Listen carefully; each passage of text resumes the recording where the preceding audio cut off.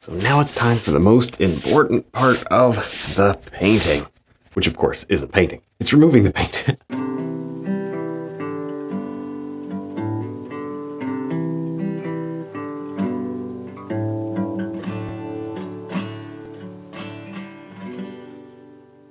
Hi, I'm Kevin Hill, and today we're going to do a beautiful waterfall scene. We're going to focus a lot on the soft mist and a lot on the sunlight. It should be interesting. If you're looking forward to seeing this and you'd like to see more, be sure to leave a like and subscribe for more painting videos. All right, let's get started. So I'm going to mix up just a little bit of blue and white here, and I've already put, there's a little red in here too, actually. So it's red, blue, and white. And I've already put some clear gel and white over the canvas, just kind of over the top. Little here's just kind of cleaned off my brush, used what was left down where maybe the waterfall mist is going to be. Let's go ahead and paint in the sky. Just the light, soft sky. A lot of this will not be really seen at all, so just kind of do your best, throw it in quickly, and honestly don't worry too much about it. All right, right up in here. This is going to be actually some like bushy, not bushies, but trees. Yes, we can have some trees on the little mountain. I don't know why it was so hard to think of the word for that, but it was. Nice tree-covered mountain back there. And honestly, that's probably about it for the sky. That was pretty quick. There we go. Just finishing up a basic sketch. There's my waterfalls there and there. Big rock kind of dividing them. Some trees, some blank areas. That's about it. Looks good. All right, next step. Let's go ahead and paint in those rocks. You could certainly do this in any order you like. It's not going to matter today because, well, I mean, at least the background's not going to matter because a lot of it's not really covering each other. Like, if that makes sense, you know, like, I hope that makes sense. We're just moving on. Here we go. Get some beautiful gray rocks here. Hey, you know what we should do? Let's look at the paintings that you guys did on my last one. Now remember, you can use the hashtag on the screen to share your version of what I'm doing here today. And I will try to get it in the next video so that everybody can see it. It's kind of fun. It's actually really fun. There we go. So that's that. Let me see. Did I mess that up? I think I messed that up. I was too busy talking. Here, check this out. I want my little waterfall coming through this area. And that is why you can sketch. It helps. Just wipe that off and we're good to go. All right, there we go. Pretty. There's my rocks. Of course, you do want rocks under your waterfall. Almost always. You don't, maybe not 100% of the time, but I would say 90% of the time. It really makes the waterfall feel more realistic to have a little bit of gray under it because you can just let some of that gray shine through. This is the way they actually are, right? You're just kind of representing, you know, the waterfall. It's not going to be perfect. Doesn't have to be. That's not the point. There, but it is going to be very, very interesting, I think. But we'll just finish up painting these rocks in with gray. It's good to go ahead and establish a little bit of darker areas in the shadows and maybe lighter areas as you work down toward the midtones. Probably a good idea. Build a little depth in the underpainting, something that's always good to do. So now it's time for the most important part of the painting, which of course isn't painting. It's removing the paint. There. I've got my regular blue shop towels. You guys have seen these before. Otherwise, you're brand new and welcome to the channel.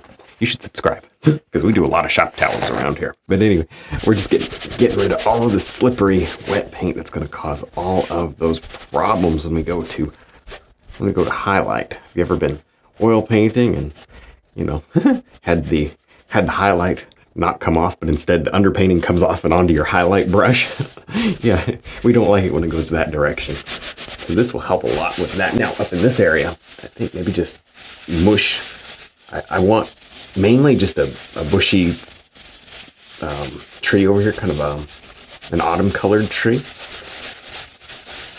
But this will be a nice backdrop for it, you know, just kind of tint the canvas so it feels like there's more than just one tree on that side. I think that works. There we go. I was going to say, if you lose that shadow, it's like a little shadow, and then you can always put it back in, but I didn't really lose the shadow, did I? There we go. This will make highlighting so easy. So now I'm going to mix up just a dark green. I'm going to mix it right over my rock color. that is actually a good tip. It's something you guys should be doing, which is, mixing paint on top of paint. It helps to kind of make the whole painting work, makes it look complete, makes it look like you planned it, I hope that makes sense. It really gives you a nice look when you just mix your paint over paint. It goes back to kind of a traditional technique of taking one specific color and then just mixing a little bit of that color into each color. This is more of a loose interpretation of that idea, but it's the same idea. So there you go. Now there's a ton of trees here. So we can simply worry about the top of the tree and really not worry about the bottom, because the bottoms are all going to be mushed together. Nice. Let's get a few branches like that and then just go quick at the bottom. Slow at the top and quick at the bottom. There, that works. I already sketched in a couple of them. You can faintly see them. You can sketch them all in faintly. You don't have to sketch any of them, and it's completely up to you. Whatever makes you comfortable, whatever gives you the best idea of how it's going to look. But let me tell you, sometimes, a lot of the time, sketching will save you a lot of time. Ton of time, because you'll get to where you can plan out your whole painting. You don't have to spend time up here painting trees wondering where you want the trees, because you already sketched them in. Yeah, that's cool. These trees are very slender today. I like that. I think it gives it kind of a mountainy vibe. And that works. Very, very, very rugged. I think the higher up in elevation, I know this. The higher up in elevation you go, generally the more rugged those trees tend to look. There. That works. I don't know how high this is, but it makes it feel more rugged, doesn't it? I like that. And yes, it is okay to get excited about your painting. As I step on everything here at the ground. Get excited and step on your package of baby wipes that you have at your feet. That's something you should always be having on hand. Actually, it's something we don't talk about a lot. Package of baby wipes really helps clean up a lot of the mess when you get it on your hands. That's oil paint. The acrylic paint, a little soap and water, and you're done.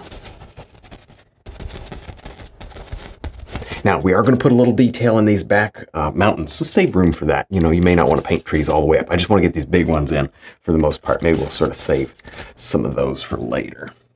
Let me just finish up doing a couple more. It's okay to bounce around. So now I'm going to take just a minute off from doing that. I'm going to start working on some background, just trees and stuff.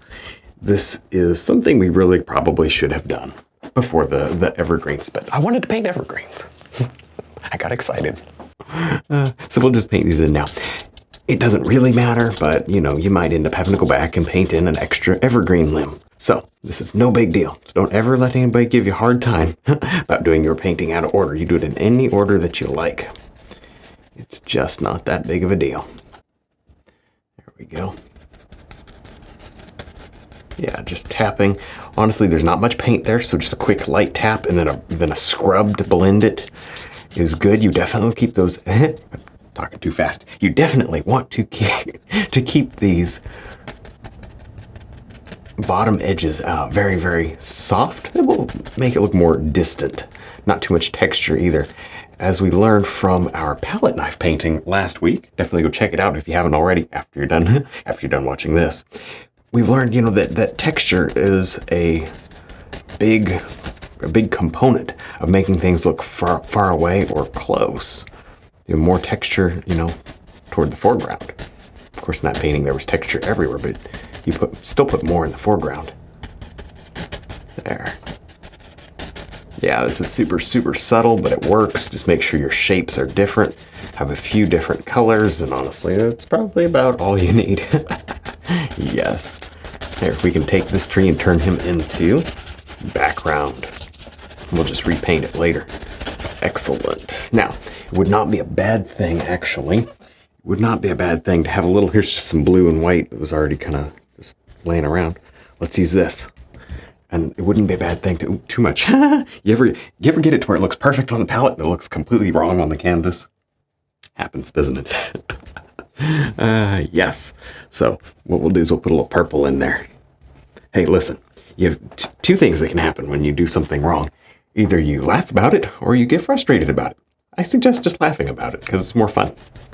I'm having fun today, if you can't tell. That looks really pretty decent. See, that's just softening, giving me almost a mistier quality to these bottom trees. Look at that. That works. Nice and opaque white. See, that is really fairly opaque. And that's making a difference. It's making it look way more subtle.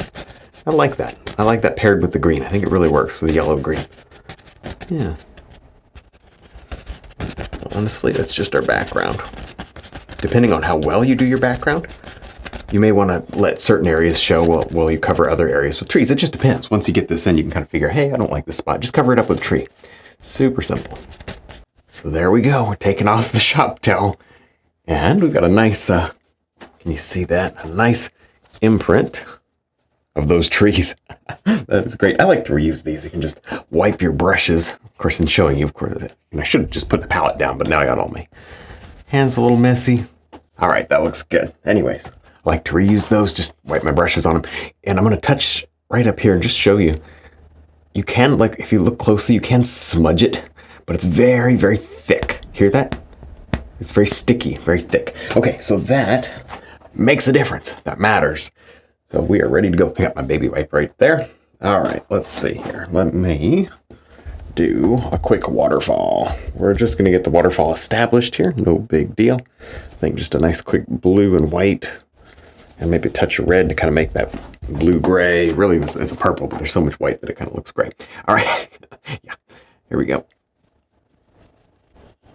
Nice. Look at that. Just a quick waterfall. Nothing really to it today. It's not super advanced or crazy waterfall, you know. Just a few little strokes. And that's kind of fun. It's fun to keep it a little more simple, you know. It doesn't have to be overboard. You still get a good effect. Okay, bring it down like that and then kick it over because maybe it hits that ledge and spills over. Now remember, we did wipe this area off as well. We didn't absorb, we just wiped it off. Because it's rocks, it's easy to just mush. But that allows me to get these details. See how I can crunch here with the flat brush? Yeah, you know, it's a little hard on the brush, but it'll be all right. When you're done, just make sure you flatten it back out before you store it, you know. But of course, you're going to clean it, so don't store it while it's dirty. Just trust me, it doesn't work out very well. It's pretty.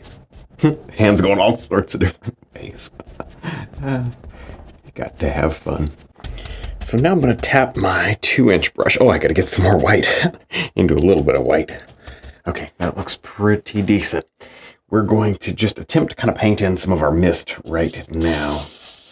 There we go. I actually like to see just a little bit more blue. Of course, don't add too much blue because I don't have any more white to counteract it. So I'll be stopping and getting some more. Either way, I'm going to stop and get some more here in just a second. There we go.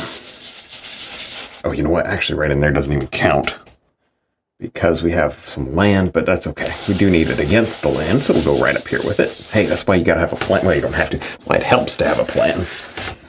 Absolutely helps. All right, a little bit more right up in. Good. So just gently roll it in. You could use the blender brush, and I would use the blender brush, except for we've already wiped this area off. So there's not much for this to actually blend into. So the stiffer bristle brush is actually going to be your better option. At least until you get a couple layers of paint on here, then you're back to the blender brush as your best option. Let's go ahead and soften this. I just don't think we need any hard edges so that if some of this shows through, it will be acceptable. See that? Just literally melt that away. So if it shows, it doesn't matter. Making preparations like that. Now, as you can see, I did squirt out just a little more white a moment ago. Of course, we weren't going to get much further without white. You'll see I also brought my mist up just a little bit further, and I did do that with a blender brush. So that worked out pretty well. All right, right up here.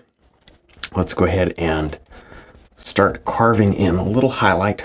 Actually, to tell you the truth, I think these rocks are going to be shaped more by the dark than they are the highlight, but that's okay. We're going to at least get started here with the highlight. A little yellow ochre, white. Oh, a little blue won't hurt. Why not? Not much blue. Otherwise, you get green. There. This is fun. This is a good little painting so far. think, so far so good. I probably shouldn't say that, but so far it's going fairly to plan, and that's not always the case. Sometimes, more than you might think, things, they kind of go off the rails, and we have to adapt to whatever's happening. And that's perfectly okay. Some of your best paintings will happen that way, actually. But sometimes things go to plan. So far, that would be this. Just fun to see the differences, Each time you pick up a brush, it's going to be new and different. It doesn't matter if it's your 5th time painting that painting, it's going to be new and different. And if you've ever tried painting at all, you know exactly what I'm talking about. And that's kind of fun, isn't it?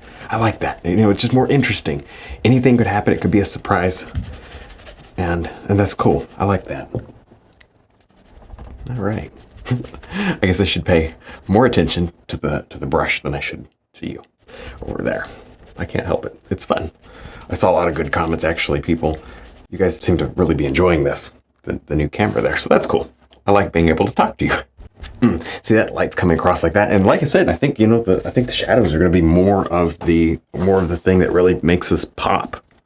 Let's get some purple, a little bit of black. Yes. All right. Yeah, I think that works. If it doesn't work, we'll change it. We're not locked in. You're never, ever locked in to something that you don't like it. I didn't even have time to finish my sentence before realizing it wasn't quite correct. Okay, let's see. There's too much blue in it. Oh, that's better. All right, not quite better. There we go. Today, this is me just fumbling around trying to find a color. Again, we did wipe this area off as well. You can either lay your shop towel on there, let it absorb, walk away for 20 minutes and come back, or you can simply wipe it away and you're done. You don't have to walk away and come back.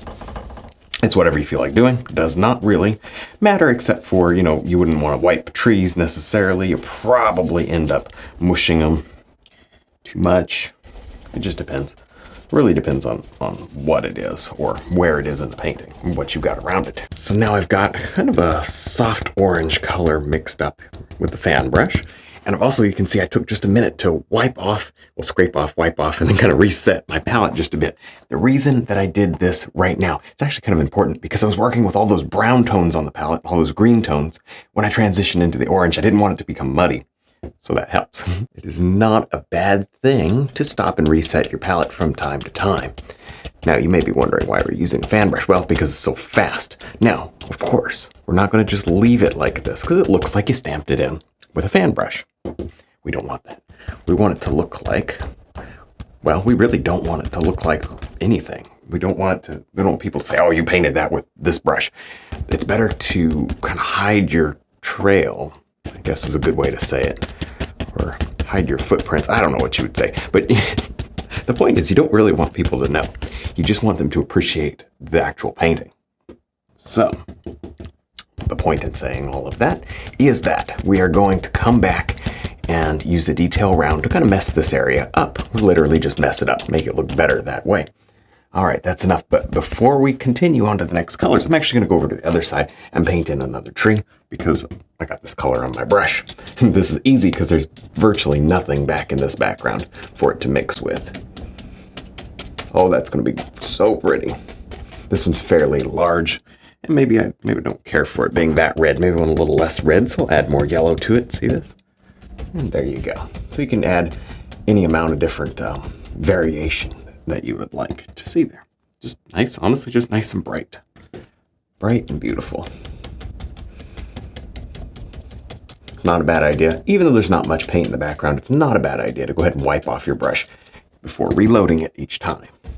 It helps. Keeps things just a little less muddy. There. It's pretty though. Fast. Don't worry though.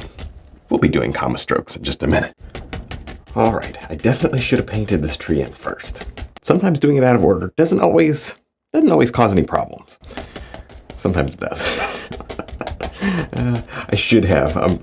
I don't always say this with such certainty, but this time I will. I should have done this tree first. However, at the end of the day, it's not going to matter. But it would have been just the tiniest bit less sloppy because now the only issue is now I've got to go back in and kind of fix things just a little, but I'd much rather do that than not have a tree there at all. I just forgot. I got excited. It's okay to get excited. I'd rather get excited and forget stuff than than be unexcited and, do it all correctly. It's more fun to do it incorrectly, if you know what I mean. All right, I think we can work. See, add a couple more trees. You have absolute amazing amount of flexibility when it comes to painting. I was going to say oil painting, but honestly, painting in general. You have a lot of flexibility. See, I'm adding in a little texture. I think I got maybe too much mist there in the background. The only secret to oil painting here, the only secret is getting the paint off the canvas. Make sure you have as much paint off as you can get, and you're going to have no trouble making these adjustments. If this gets muddy, I'll just put a shop towel on it. It's no big deal. Makes all the difference. Do you think? Well, I do think we should have some branches hanging over this waterfall, but I'll do that after the waterfall is highlighted. At least do something in order today. Just one thing. We won't do two things though. Get a little dark up in here. See, I just added some amount of forest. I don't know that it really makes a whole lot of, honestly, I may even mess around with that. I may drift a little more fog. I don't really fully know what I want there yet. That's okay. Okay, that's pretty decent. Pretty decent. Perfect? No, but I think we can work with it. That's half the battle. Getting something you can work with. It's pretty. All right. You see, I put a little grass up in here. No big deal. Honestly just been crunching around, adding in all these things. Added some grass down here, added this grass a little while ago, but let's add some more grass while we're at it, right on top of this rock as well, so you can see how it's done. It's really nothing to it. Literally, quite literally, just crunching with the brush. Love the fan brush for making grass. It is my favorite tool for making grass. Oh, it does that so well. Right out here. You don't really need dark necessarily. Let's go with some highlight first. And obviously none of this is the completed highlight. In fact, I need some more yellow before we really go on. But just get a little action right there. Just a little action. We're starting to look like something's happening. It's kind of pretty. Yeah, I like it. Now I'm going to take a 1-inch brush and just mix up a quick misty color. It kind of matches the sky or the mist. And you can see I already wiped off this area. Now you might be wondering, what am I doing? I'm going to be painting a little more mist. I'm just going to tap it in. Just going to tap it. Now, see this over here? This kind of airy look with the atmosphere? It's pretty. I want it on this side too. Now, obviously, you would see the mountain behind there, so we don't want to go quite so extreme. It's not the sky. I think maybe just that is enough. Maybe we'll blend the edges here later. All right, now, more importantly, let me put this palette down. I'm going to get a shop towel. This tree needs a shop towel badly. So I'm actually going to rip it just like that so that it's more like the right size. And then we'll just put it on. And what we'll do is we'll leave it there for about 20 minutes. We'll come back to this area and pull it off. And we will have a nice, basically almost a dry tree. There we go. We'll be creative there. Put in that a little bit. That works. You could do it on the trunk if you want to. Since I've got it, I will. There's our little tree. It's going to be ready to highlight in no time. So now I've got a detail around, and I did stop to grab some more, quite a bit more yellow. There we go. Some more yellow. Oh, I should have grabbed some more red. I'll do that next time. But I've got a nice orange right there, pretty much ready to go. And at this point, kind of the way I see the painting is it's all blocked in. The colors look reasonably decent. Highlights look okay, but we really just need to refine everything. Everything's kind of rough. So it's kind of what we're going to work on now. I don't know. Sometimes paintings, you just want to kind of quickly sprint through the underpainting phase. And then when you go to do the highlights, you can really slow down and work them in well, not perfectly, but you know what I mean. Be very satisfied with them.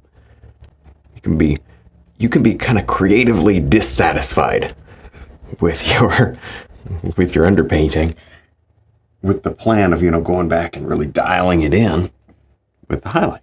That's okay. It is absolutely okay. I'm getting in here with just a lot of gloppy, thick orange paint, making this just shine. See that? Look at that. This will be fun. We can do that to the evergreens, make them shine. Everything needs to shine in this painting. But by laying down these colors quickly, and then, of course, managing the amount of paint we have down, that's most important. It gives us this base to work from, that now we can spend half the time that you would normally spend detailing out this painting. In fact, that's a question I get from time to time is, how do you know when to stop underpainting and start detailing? Well, when you get the canvas covered and when you're really not making any progress with those big brushes, it's not looking any better, grab a small brush, start detailing. You've made it. That's it. That's probably pretty much an easy way to figure it out. There. This is going to come together nicely. I can already tell. I can just tell. I'm excited. I'm very excited. I like the way these two are kind of growing together. Just like that. Good. Actually, we should use a filbert brush probably to tap on some highlight here.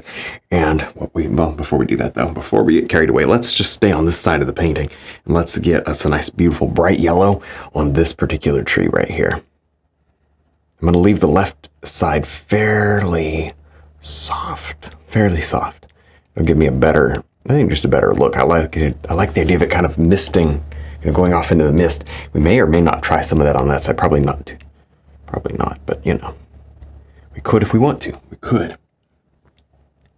I just like that look.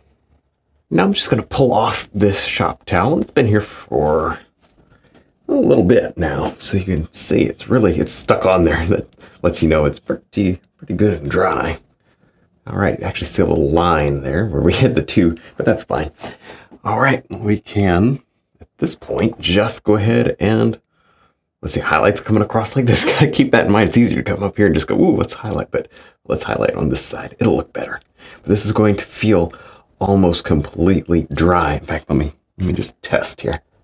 It's super sticky, very sticky. It does come off, but it's stuck on there pretty good. So that makes it easy compared to what it would be. So now we can easily highlight. Is that enough easies for you? Yes, we can easily highlight. Hey, a little prep work really can just make your painting experience so much more rewarding. And honestly, so much just simpler. It's going to be a simpler process to highlight because you took the effort, you took the time and effort to do this. It really was no big deal. Just a matter of stopping to do it and doing something else and coming back here and finishing out this tree. What a difference this is going to make. Each time I reload, I am getting different colors, slightly different variants of the orange, yellow, whatever. We can go right over that tree trunk without making mud. Oh, yeah. Keep your maybe yellow ochres and more reds on this side, and then more of your cad yellow colors on that side. That'll be good. There we go. Yeah, back to, honestly, you can put a little white in. I'm not a big fan of a lot of white in my autumn trees, except for in the brightest of the highlights, because otherwise you kind of start to lose saturation in your colors, and your colors will become kind of chalky as far as the yellows and the reds go when you're trying to paint fall leaves. So keep that in mind. You don't want chalky leaves. There we go. Oh, love that red too. So now we're going to move on to these trees up here. Okay, it's a little late. Seems like we should have done these a long time ago, but that's okay. We'll get them done. We'll get them done right here, and then it'll look complete. So I'm just using a filbert brush just to begin with. We'll certainly change to the detail brush and blend these together. This is working out pretty well. As you recall, we removed some of the paint up here, and that's why this is going on nice and easy. There, of course, even with that, the more paint you put on and the more you work it, the more muddy it's going to become. So watch out. We don't want mud up here if we can help it. Make that a little brighter. Good, but remember, we're just throwing this color on for now. We'll leave it a little rougher than we really wanted at the end because we're going to come back and going to add some beautiful bonus details using a little detail brush. It'll be pretty. I like it. There. Okay, good enough. Good start. They don't all need to be covered with highlight. In fact, I think it's prettier to leave some of them just with only a little bit of highlight. Maybe that one's just getting a little bit on the edge. It's kind of interesting. Maybe back to this one right here. Maybe this one gets a little less. So variety is really a good thing when you're doing stuff like this. It helps. It makes it look more interesting.